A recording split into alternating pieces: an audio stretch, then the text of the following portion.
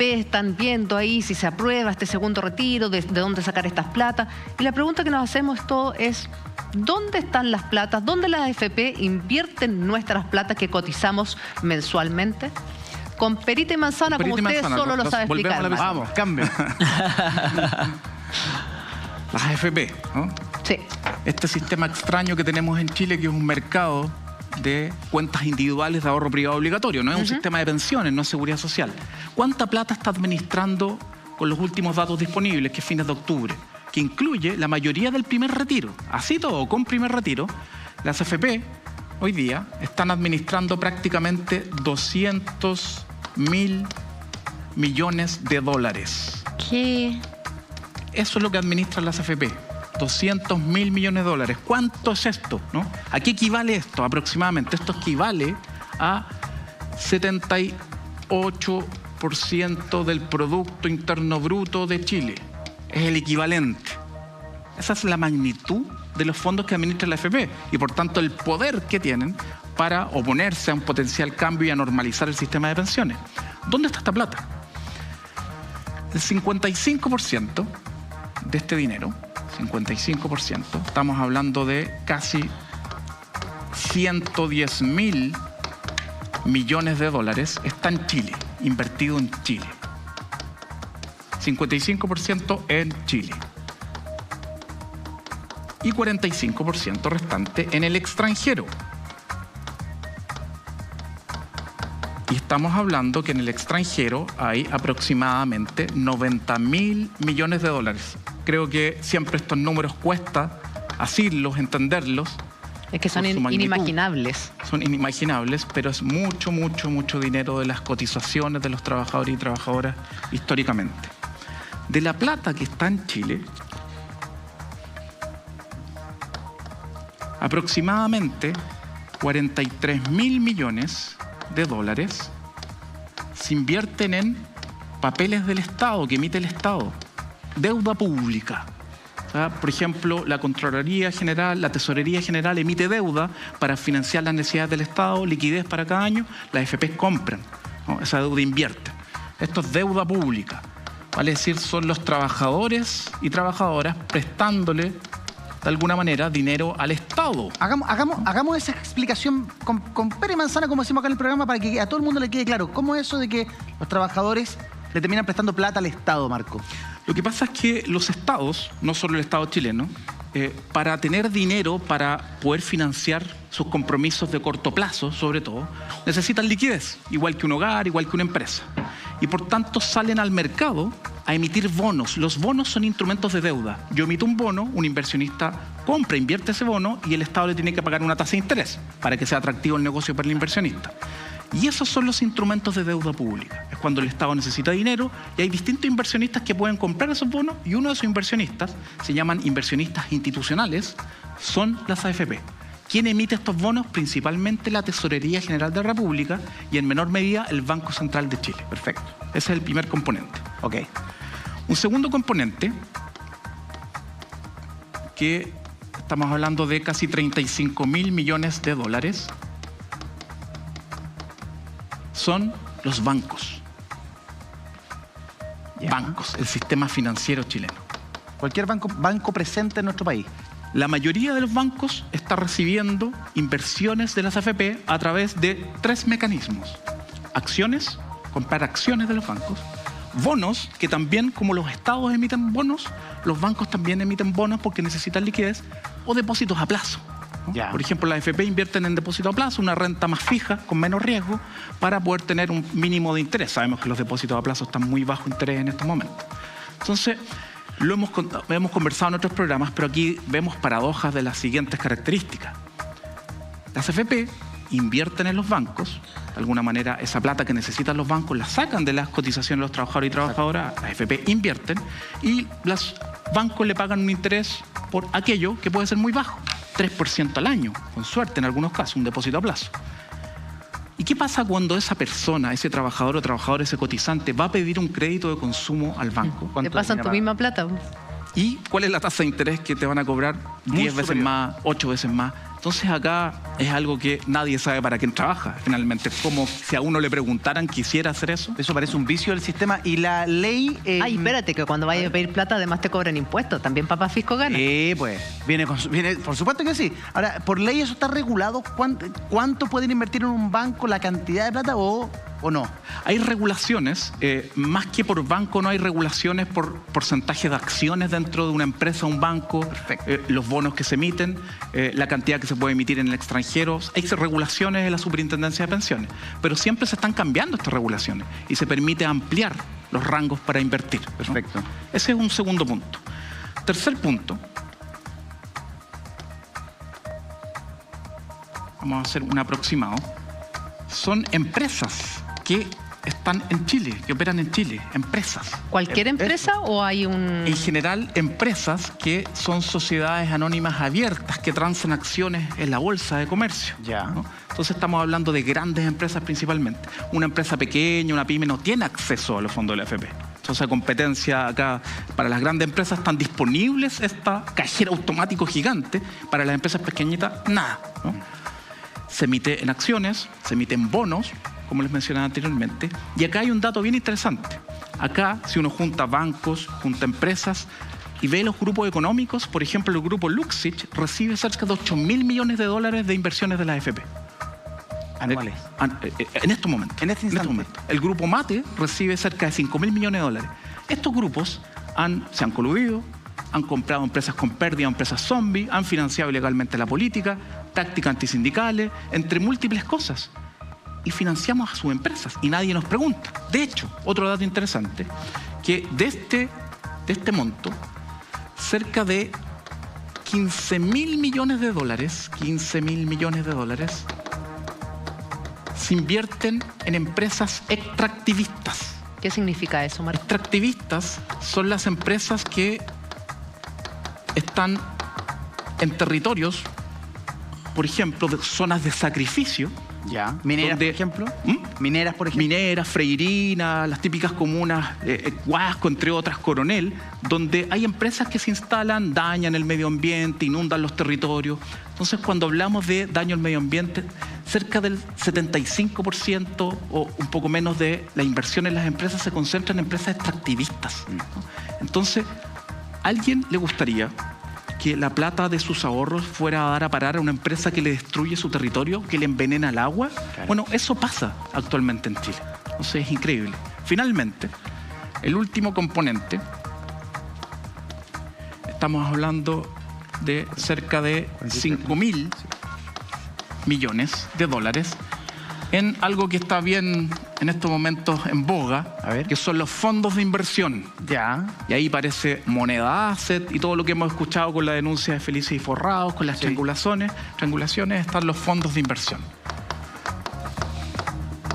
Y fondos mutuos también, ¿no? ¿Qué son estos fondos de inversión? Todo esto son terminologías que para muchas personas son completamente desconocidas. Lo escuchas de ¿no? repente, pero... Claro, porque aquí se está juntando los pocos pesos para comprar pan y leche y aparecen los fondos de inversión.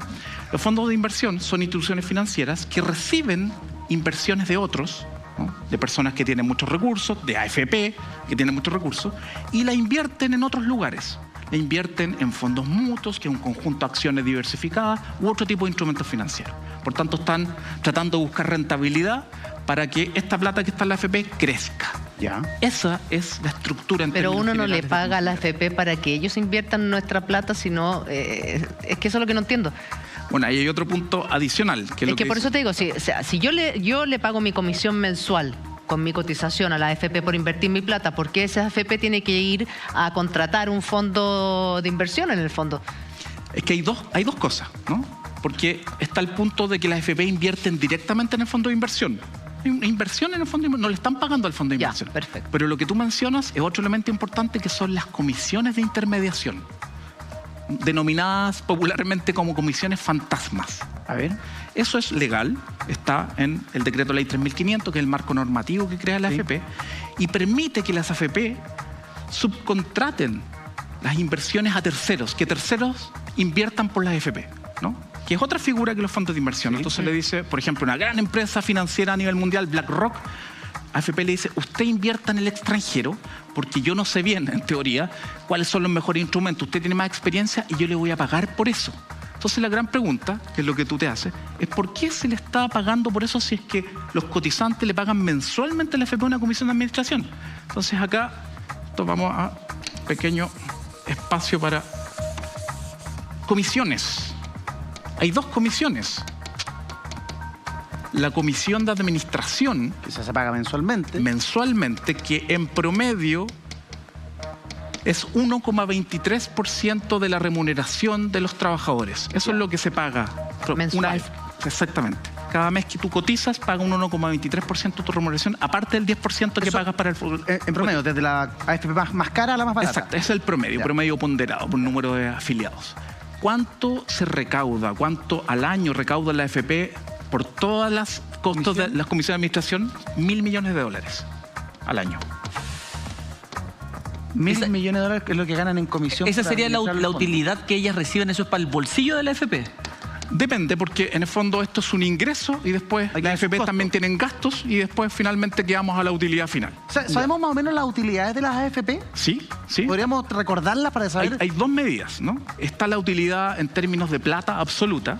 Para que se hagan una idea, este año de crisis profunda, histórica, una crisis sanitaria como no teníamos en 100 años, en los primeros 9 meses las AFP han ganado 888 millones de pesos al día.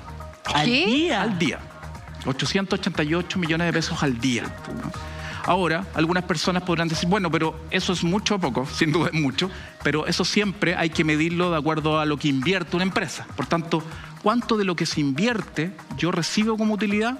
Si uno mira los últimos 20, 25 años, las AFP han tenido una rentabilidad sobre lo que invierten, para los dueños, no para los cotizantes, sobre lo que invierten, se llama rentabilidad sobre el patrimonio, en promedio de 25%. Para que ustedes se hagan una idea, la banca tiene una rentabilidad sobre patrimonio de 15%. Claro. O sea, aquí estamos hablando de un negocio que tiene utilidades muy buenas normales. Profesor, Claudio, sí, lo que pasa es que hay algo que me falta, no logro entender. Entonces, y esa super utilidad que tienen los fondos de inversión, ¿dónde lo invierten ellos, po? Si ellos ya hicieron el juego completo, ¿dónde meten ellos esa plata de utilidad de ellos? Lo que se deberían llevar para el bolsillo. O se lo lleva Juanito Pérez para la casa, Topón para... Rico MacPato en un saco. Exacto. Hay 2 mecanismos. Hay un tema legal que se llama el encaje. Por ley, las AFP tienen que invertir el 1% de los fondos que administran. Administran $200.000 millones. Por tanto, $2.000 millones en conjunto las AFP deben invertirlo en los mismos instrumentos que invierten los fondos de los cotizantes. Ya, perfecto. De tal manera de que no inviertan en cualquier cosa y ellos también tengan incentivos a que la rentabilidad sea positiva. Por tanto, a veces parte de la utilidad podría irse a ese encaje, pero el resto va a los bolsillos de los dueños, pagan dividendos. Este año de crisis, las AFP han repartido dividendos, ¿no? Y han validado, porque es obligatorio repartir el 30% de las utilidades como mínimo cada año, pero a veces pueden repartir más del 30% de las utilidades que generan. O sea, van a los dueños, al bolsillo de los dueños. Igual quiero decir que quedé peinado para atrás con el dato que nos entrega Marco. O sea, 888 millones al día. Ganan las AFP. Sí. Ya, y eso, pregunta, alguien podría decir, bueno, pero mientras mejor le vaya a la AFP, mejor para mí como cotizante, porque ahí mis fondos andan bien, voy a recibir, comillas, más platita, una mejor pensión. Eso no es así, porque eso es después de haber administrado los fondos. Claro, y lo otro es que en general se dice que las AFP hacen crecer el dinero, lo cual es correcto, no, porque si no ya sería tremendo más uno, ¿no? Y que de cada 100 pesos con los cuales yo termino en mi cuenta cuando voy a jubilar, cerca de 60 o 70 provienen del aumento de rentabilidad. Ya. El problema es que en un sistema de cuentas individuales, a pesar de que eso puede ser así, que no es tan así, porque hay que descontar por riesgo la rentabilidad y hay que sumar la comisión para ver la tasa interna de retorno a esa rentabilidad, por tanto es menor a la rentabilidad que se informa en la Superintendencia de Pensiones, pero para no enredarnos en eso, lo que sucede es que por construcción tú tienes que tener, y ojo con este dato, 80 millones de pesos en tu cuenta individual para sacar una pensión equivalente al salario mínimo actual, que son 326 lucas 500. 80 millones de pesos. ¿Qué pasa? Hoy día, el 70% de los hombres y el 88% de las mujeres a punto de jubilar, que tienen 60 años, 63 años, en el caso de las mujeres 58 años, tienen menos de 40 millones. Vale decir, tienen menos que la mitad de lo que deberían tener para recién sacar un salario mínimo. Entonces, un sistema de cuentas individuales y cómo se construyen las pensiones, cómo se calculan, nunca es imposible que matemáticamente permita costear buenas pensiones para la mayoría. Por tanto, que obtengan rentabilidad o no, finalmente no se va a traducir en pensiones suficientes para vivir en Chile. Claro. Y un segundo elemento que se me olvidaba, que es la otra comisión. Porque aquí tenemos la comisión que todos conocen, la que se paga directamente desde nuestra remuneración. Pero la segunda comisión es la comisión de intermediación. A ver, ¿qué es eso? Que es la llamada popularmente como comisión fantasma.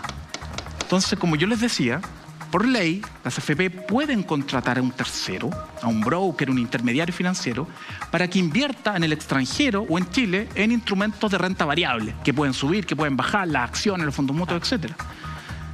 ¿Cuánto pagan las AFP por esta comisión cada año? 500 millones de dólares. ¡Wow! ¿Y de dónde sale esto? Esto es legal, ojo, ¿no? Sí. Esto es legal, la AFP hace lo que la ley les permite. Lo sacan del fondo, lo sacan del fondo acumulado, ¿no? Lo sacan del fondo común para pagarles a terceros y la pregunta es, ¿por qué? Si ya se les paga una comisión de administración, ¿por qué la ley, ¿no?, permite que puedan pagar comisiones del fondo y sacarlo del fondo acumulado? Claro, hay varias cosas que quedan como fuera de cualquier tipo de presentación. El que cuando pierdan, perdamos nosotros y no pierdan nada ellos. Que cuando ganan, ganamos todo. Cuando pierden, perdemos nosotros. Estas intermediaciones fantasmas son tremendamente llamativas, Marco. Marcos, te queremos agradecer por esta verdadera clase magistral que nos has dado esta tarde. Como siempre, un gusto contar con tu presencia en nuestro programa. Saludo a la señora esposa de mi parte.